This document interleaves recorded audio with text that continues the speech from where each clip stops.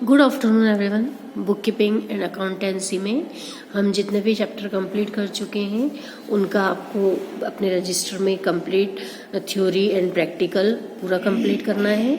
जब आप अपने रजिस्टर को कंप्लीट करेंगे तो उसकी फ़ोटोज़ मुझे सेंड कीजिए, व्हाट्सएप पर भेजिए, या फिर यदि आप स्कूल आ रहे हैं तो स्कूल में आकर मुझसे चेक करवाइए। जो आपका रिज़ल्ट रजिस्टर होगा उसमें आपके जो भी ग्रेड डिसाइड की जाएगी वो आपके रिज़ल्ट को काफ़ी प्रभावित करेगी। इसलिए आपको अपने रजिस्टर को ज़रूर मेंटेन करना है और उसे चेक भी करवाना है।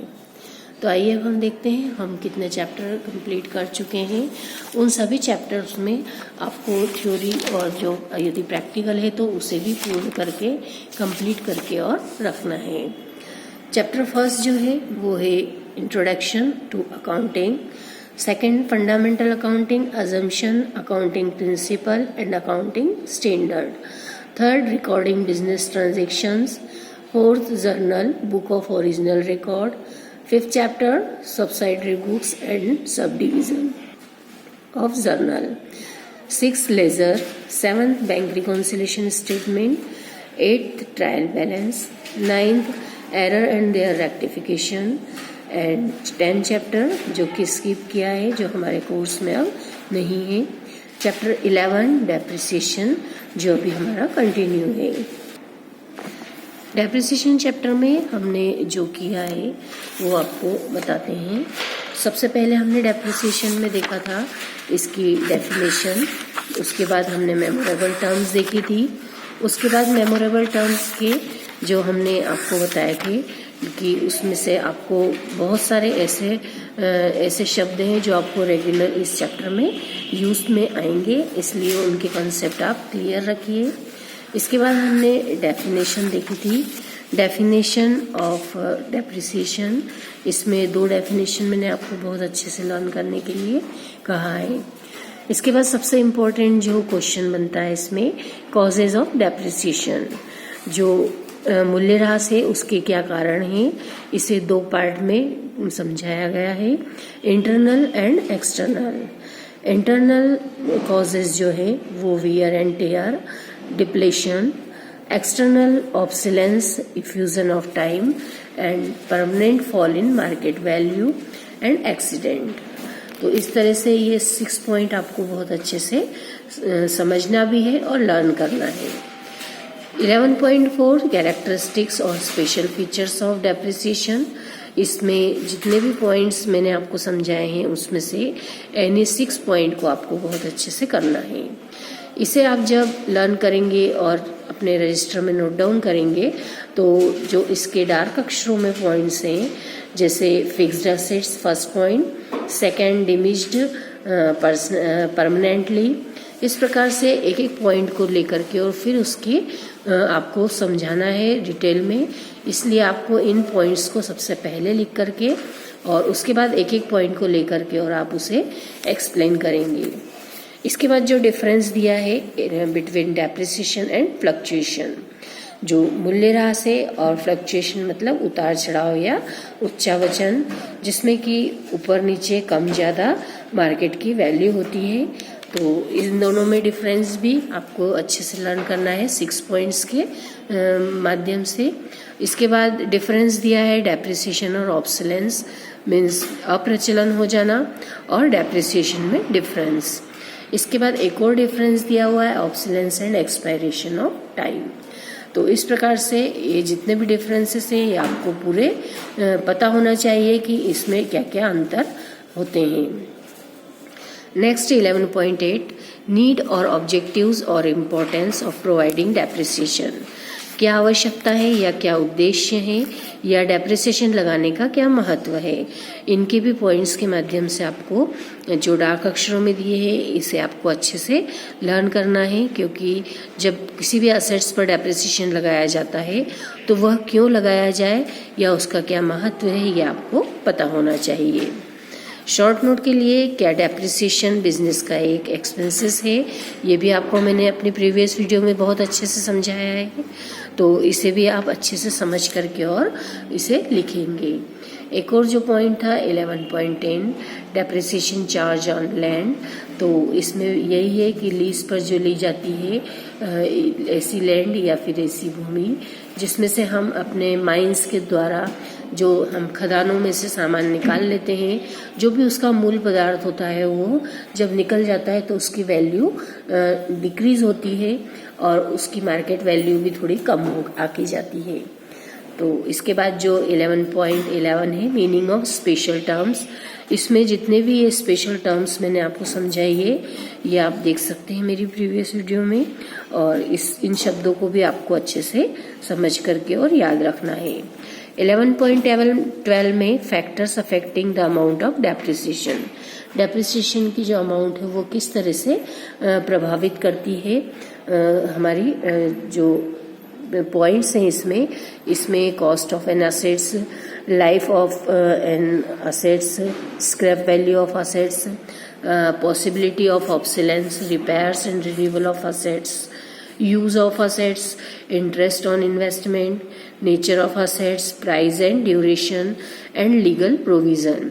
तो ये सब जो पॉइंट्स हैं ये सब हमारे डेप्रिसिएशन के अमाउंट को प्रभावित करती है, इसलिए इन पॉइंट्स को भी हमें याद रखना है। Modes of reconciling depreciation by charging to assets account और by creating provision for depreciation या एक्यूमुलेटेड डेप्रिसिएशन अकाउंट। ये मोड्स में हमने देखा था कि इसकी जो जर्नल एंट्रियां हैं उसे हमने समझा था और इसके दोनों ही मोड्स हम देख चुके हैं। इसके बाद हमने फर्स्ट एग्जाम्पल देखा था। फर्स्ट एग्जाम्पल में हमने by charging to assets account, machinery account इसमें देखा था कि किस तरह से बनाया गया है, और इसके बाद फिर हमने डेप्रिसिएशन अकाउंट भी देखा था। इसकी हमने डेप्रिसिएशन कैलकुलेशन भी देखी थी कि किस तरह से हमने डेप्रिसिएशन निकाला है। जो मशीन की कॉस्ट होती है उसमें से स्क्रैप वैल्यू को माइनस कर दिया जाता है, तो बुक वैल्यू 50,000 इसमें बताई गई है। इसे जब यूजफुल लाइफ में 10 ईयर से डिवाइड किया जाता है तो पर ईयर जो डेप्रिसिएशन की अमाउंट आती है वह अमाउंट हम प्रतिवर्ष डेप्रिसिएशन की असेट्स में से माइनस करते हैं।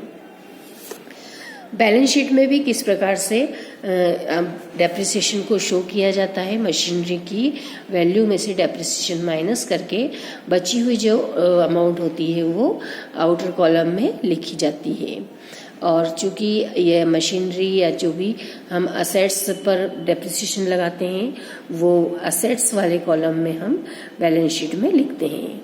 बैलेंस शीट की दो साइड्स होती है, लायबिलिटीज एंड असेट्स। ये भी हम देख चुके हैं। इसका जो सेकेंड वाला पार्ट है bye creating provision for depreciation, ये भी हमने देखा था। आप चाहें तो प्रीवियस वीडियो देख करके एक बार इसे रिवाइज कर सकते हैं। इसके बाद 11.15 में methods of calculating annual depreciation, इसमें 10 मेथड्स दिए लेकिन इसमें से हमने सिर्फ 2 मेथड करने के लिए कहा है। जो पहली वाली मेथड है वो फिक्स्ड इंस्टॉलमेंट मेथड जो हम स्टार्ट कर चुके थे, अभी हमारी वही कंटिन्यू है।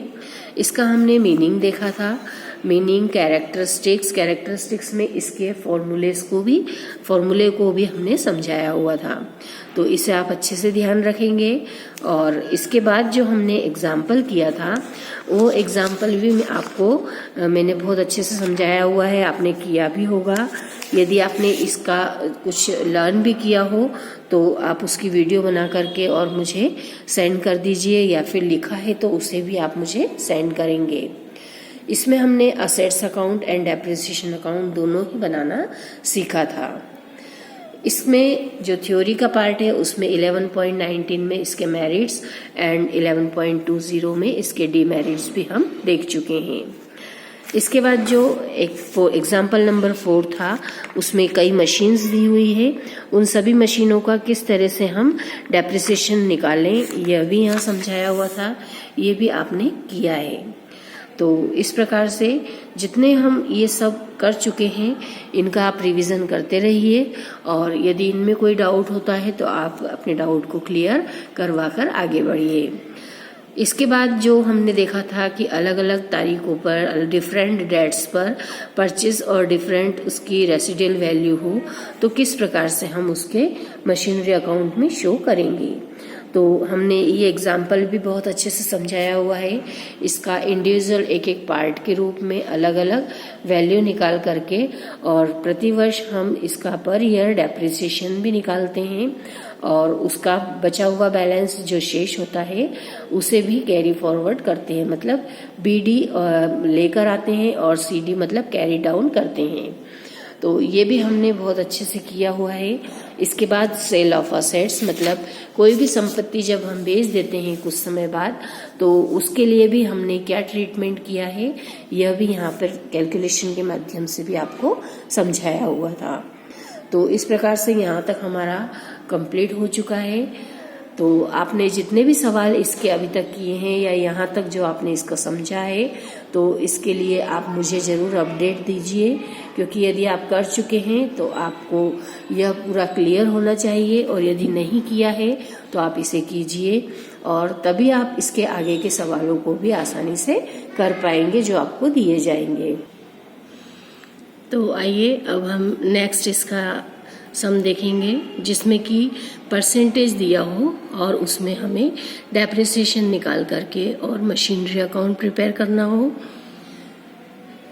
Example number 7, a company purchased on 1 January 2014 a machinery for ₹50,000।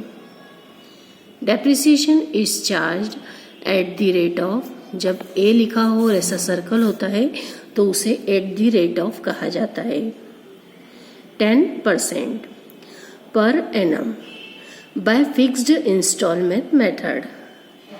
Prepare machinery account for 3 years।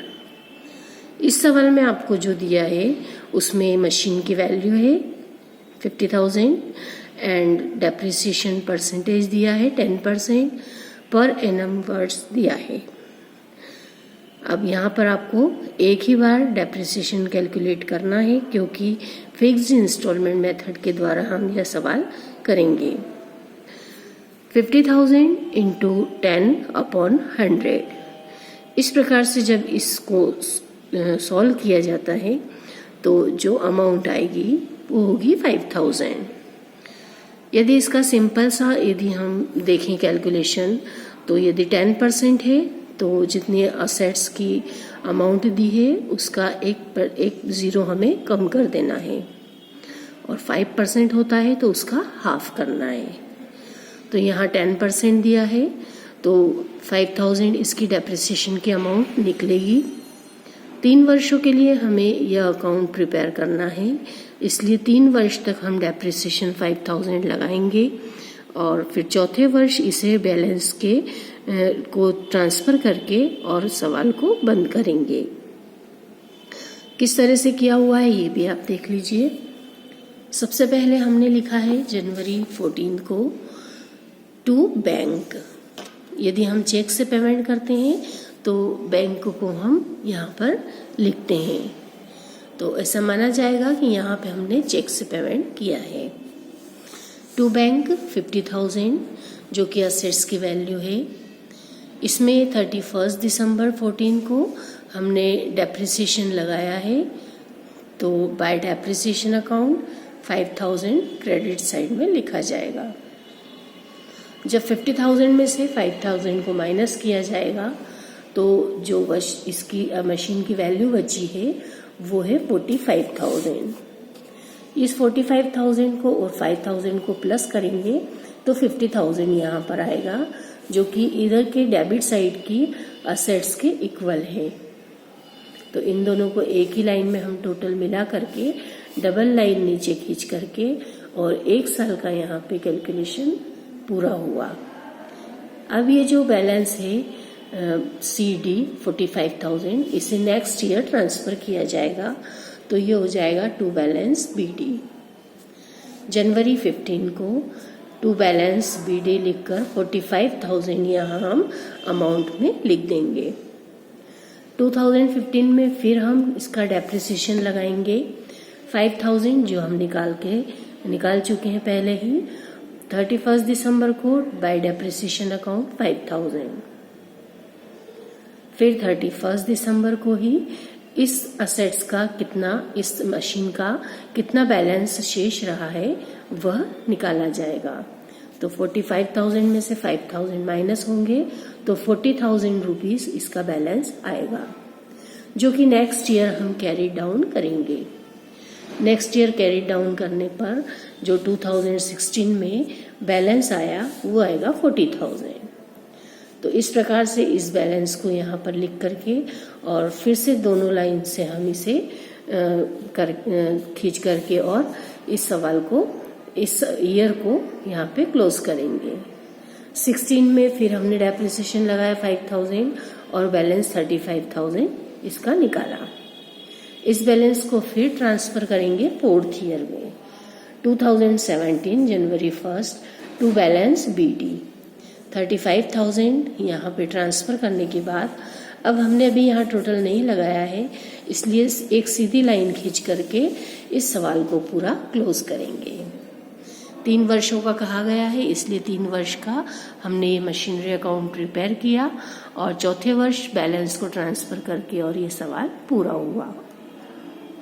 इस प्रकार से जब आपको परसेंटेज दिया हो, किसी भी नई संपत्ति का बीच में न आना हुआ हो और न ही हमने सेल आउट किया हो, तो इस प्रकार से ये सिंपल सवाल आपको करते आना चाहिए। इस सवाल में आपको कोई भी डाउट हो तो आप कॉल करके पूछिए या फिर मैसेज देकर पूछिए।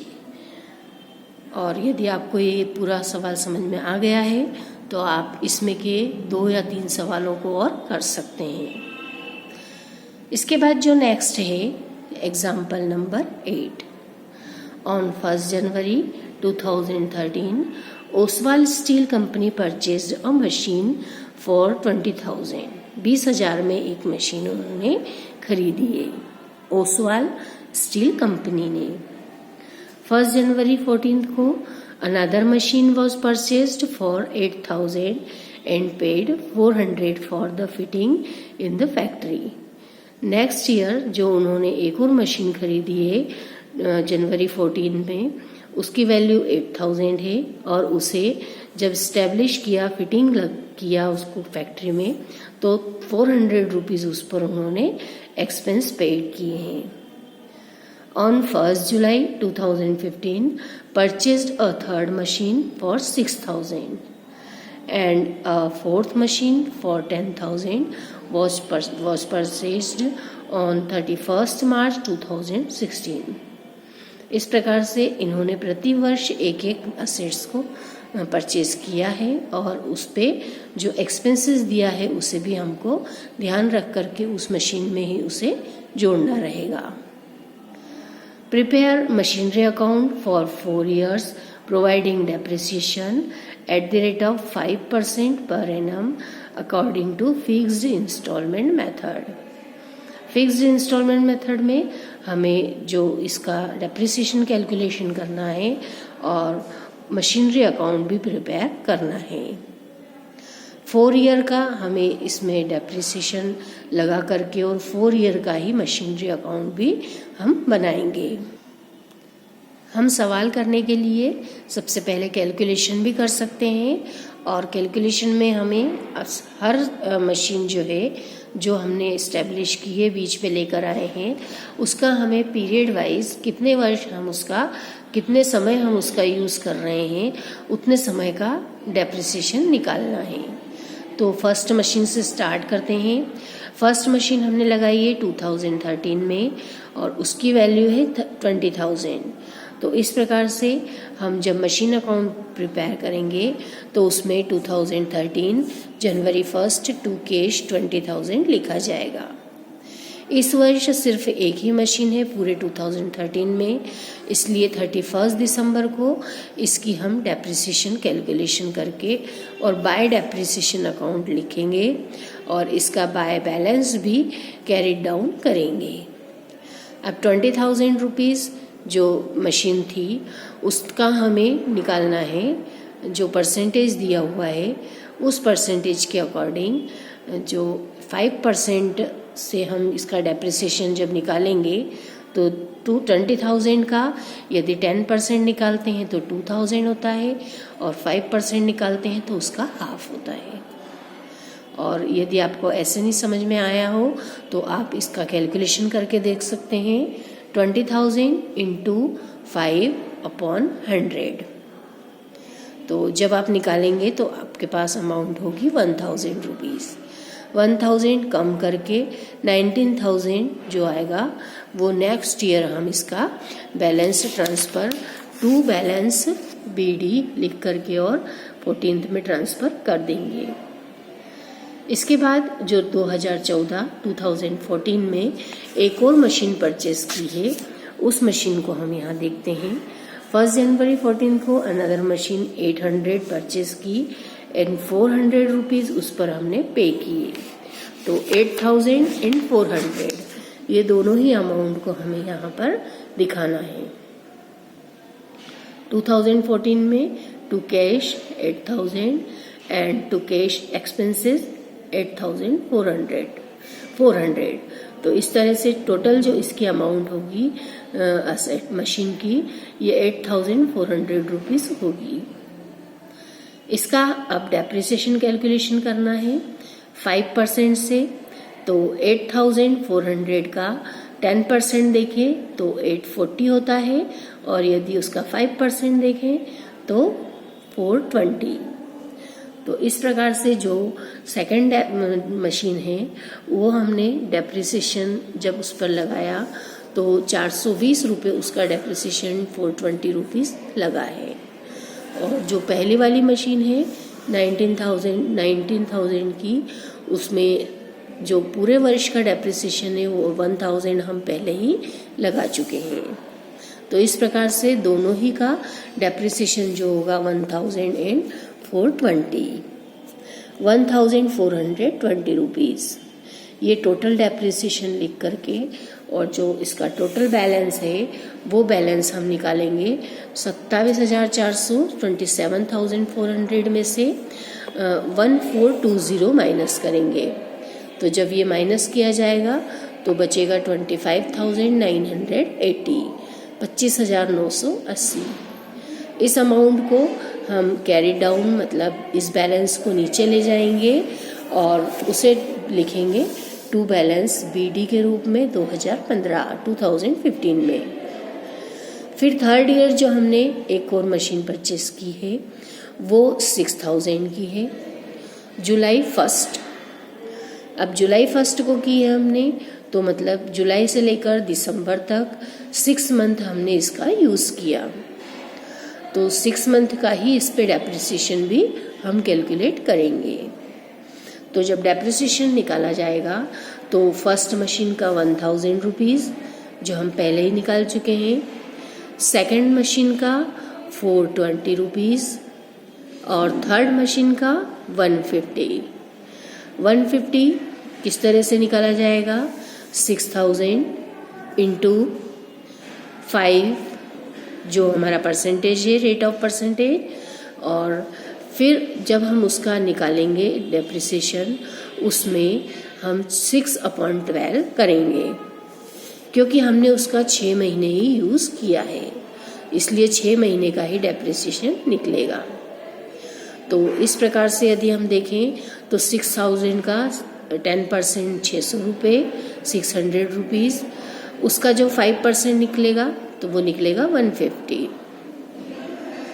तो 150 जो है वो हम यहाँ पे डेप्रिसिएशन लगा करके और इसकी तीनों अमाउंट डेप्रिसिएशन की एक साथ लिख देंगे 1,420 एंड 150। इस प्रकार से ये तीनों अमाउंट डेप्रिसिएशन के लिखने के बाद इसके बचे हुए बैलेंस को भी लिखेंगे जो कैरी डाउन हम करेंगे। इस कैरी डाउन डेप्रिसिएशन को जब हम आगे ले जाएंगे 30,410, इसे जब हम नेक्स्ट ईयर ले जाएंगे तो 2016 का ये ओपनिंग बैलेंस बनेगा। फिर 2016 में हमने एक और मशीन परचेस की है जो है 10,000 की, तो मार्च 31 को ये हमने ली है, तो 10,000 रुपीज़ टू कैश मार्च 31 को लिखेंगे। 2016 में जब डेप्रिसिएशन लगाया जाएगा तो ए मशीन का 1,000 रुपीज़, बी मशीन का 420, सी मशीन का 300 पूरा, क्योंकि हमने यहाँ पहले 150 लिया था और अब पूरे वर्ष का है इसलिए 300 रुपीज़, प्लस 375 जो कि 10,000 वाली मशीन जो चौथी मशीन है उसका निकाला। 10,000 का यदि हम 10% निकालते हैं तो 1,000 होता है, उसका 5% करते हैं हम तो उसका 500 रुपीज़ होगा। और उसे हमने मशीन को 31 मार्च को ख़रीदा है, मतलब 9 महीने उसका यूज़ किया है, तो 500 × 9/12, तो इस प्रकार से 375 रुपीज़ इसकी अमाउंट चौथी वाली मशीन है, फोर्थ मशीन, उसका डेप्रिसिएशन आएगा। इस प्रकार से ये चारों मशीनों का डेप्रिसिएशन हमने यहाँ लिखा और उसे टोटल किया है तो 2095। इस 2095 अमाउंट को हम जो टोटल है उस टोटल अमाउंट में से माइनस करेंगे। तो इस प्रकार से जब इसका बैलेंस निकाला जाएगा और उसे ट्रांसफ़र किया जाएगा तो इस पूरी चारों मशीनों का बैलेंस के रूप में 38,315 रुपीज़ यहाँ पर दिखाया गया है। तो आपको यह ध्यान रखना है पूरे सवाल में कि जो हम मशीन लेकर आते हैं उसका हमने जितने समय यूज़ किया है उतने ही समय का इसका डेप्रिसिएशन हम लगाते हैं। तो इस प्रकार से डेप्रिसिएशन लगाना और डेप्रिसिएशन लगा करके बैलेंस को निकालना, ये पूरा करने के बाद आपका मशीनरी अकाउंट कंप्लीट हो जाता है। तो आप इसी तरह के सवालों को और करने की प्रैक्टिस करेंगे, इस सवाल को भी बहुत अच्छे से देखेंगे। यदि आपको ये सवाल क्लियर हो जाता है तो आप इसके आगे के सवालों को करने के लिए पीछे के सवाल देख सकते हैं, उसमें जो इसी तरह के सवाल हैं उन्हें आप कंप्लीट कीजिए।